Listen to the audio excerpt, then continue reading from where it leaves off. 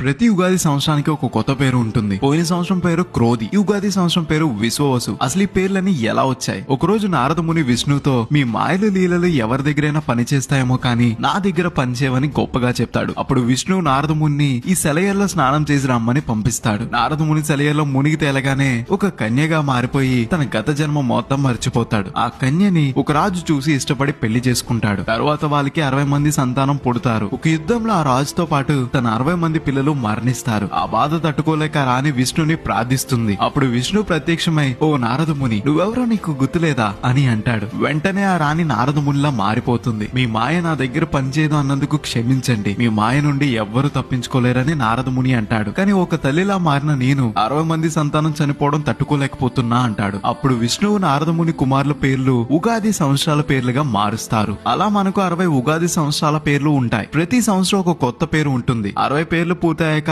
మళ్ళీ మొదటి నుండి ప్రారంభమవుతుంది. 2025 ఉగాది సంవత్సరం పేరు విశ్వావసు. ఇది నారద మహర్షి కుమారుల్లో ఒకరి పేరు. ఇది ఉగాది పేర్లు వెనుకున్న కథల్లో ఒక కథ. ఇలాంటి మరిన్ని వీడియోస్ కోసం గోదా స్టేషన్ ని ఫాలో అవ్వాలి మరి.